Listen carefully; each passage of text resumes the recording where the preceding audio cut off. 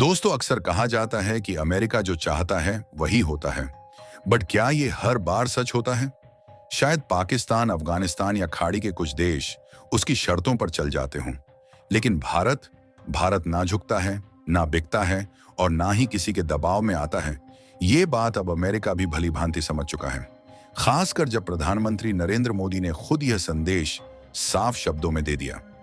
दरअसल Donald Trump को लगता था कि जैसे पाकिस्तान उनके इशारों पर चलता है, वैसे ही भारत भी चलेगा।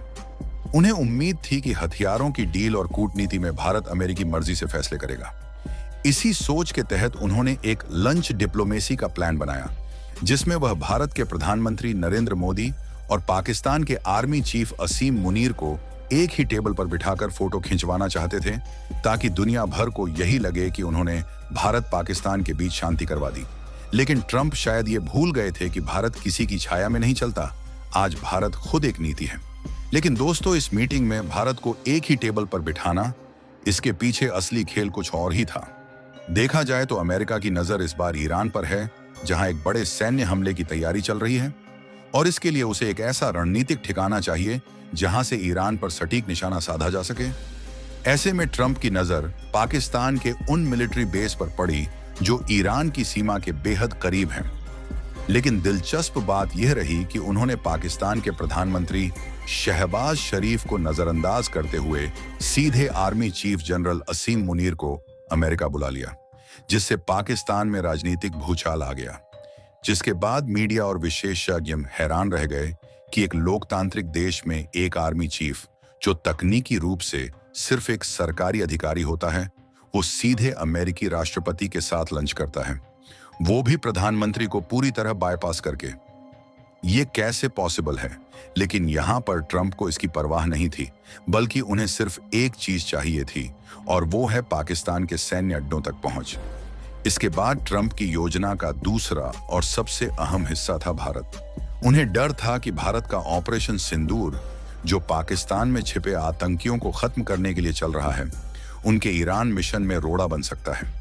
इसी चिंता में ट्रंप ने प्रधानमंत्री नरेंद्र मोदी को फोन घुमाया और करीब 35 मिनट तक बातचीत की, जिसमें ट्रंप ने मोदी को अमेरिका आने का न्योता दिया और कहा कि असीम मुनीर के साथ एक मीटिंग और लंच रखा जाए। इसके अलावा बातों बातों में उन्होंने F-35 फाइटर जेट्स की डील का लालच भी दिया। लेकिन वो शायद भूल गए थे कि भारत कोई झुकने वाला देश नहीं है। प्रधानमंत्री मोदी ने साफ शब्दों में कह दिया, भारत ने कभी किसी मध्यस्थता को नहीं माना और न ही मानेगा। पाकिस्तान आतंकवाद फैला रहा है और भारत अब इसे किसी प्रॉक्सी वॉर के रूप में नहीं, बल्कि सीधे युद्ध के रूप में देखता है। भारत की ओर से ऑपरेशन सिंदूर जारी रहेगा और भारत किसी भी तीसरे देश के हस्तक्षेप को न तो बर्दाश्त करेगा, न ही स्वीकार।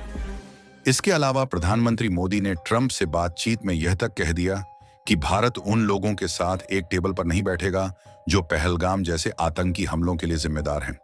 और जब ट्रंप ने F-35 फाइटर जेट्स की पेशकश की, तो मोदी ने उसे भी ठुकरा दिया, वो भी बिना किसी झिझक के। इस पूरे घटनाक्रम से ट्रंप की बोलती बंद हो गई और शायद उन्हें अंदाजा नहीं था कि भारत इतना सख्त और स्पष्ट रुख अपना सकता है। यहां पर भारत ने न सिर्फ अमेरिका की डिप्लोमैटिक लंच योजना को सिरे से खारिज कर दिया, बल्कि यह भी दो टूक कह दिया कि वह अब किसी ग्लोबल पावर गेम का मोहरा नहीं, बल्कि एक स्वतंत्र और आत्मनिर्भर खिलाड़ी है। दोस्तों, भारत ने एक बार फिर पूरी दुनिया को दिखा दिया कि वह पाकिस्तान नहीं है जो दूसरों लोगों के इशारे पर नाचता हो। भारत आज 140 करोड़ लोगों की आत्मा, आवाज और आकांक्षाओं का प्रतिनिधि है, और जब बात देश की सुरक्षा, संप्रभुता और आतंकवाद के खिलाफ निर्णायक लड़ाई की हो, तो भारत किसी भी बाहरी ताकत की दखल अंदाजी को हरगिज मंजूर नहीं करता। ऐसे में इस बार भी भारत ने साफ कर दिया कि राष्ट्रीय हितों पर कोई समझौता नहीं होगा, चाहे सामने अमेरिका जैसा महाशक्ति राष्ट्र ही क्यों ना हो। डोनाल्ड ट्रंप को अब शायद समझ में आ गया होगा कि भारत अब पहले जैसा नहीं रहा। यह नया भारत है जो अपनी शर्तों पर चलता है। तो दोस्तों, आपको क्या लगता है? क्या भारत ने सही फैसला लिया था? नीचे कमेंट बॉक्स में अपनी राय जरूर दे, क्योंकि आपकी सोच ही भारत की असली ताकत है। और इस वीडियो को लाइक करके अपने खास मित्रों के साथ शेयर करें, ताकि उन्हें भी यह महत्वपूर्ण जानकारी मिल सके। जय हिंद, जय भारत।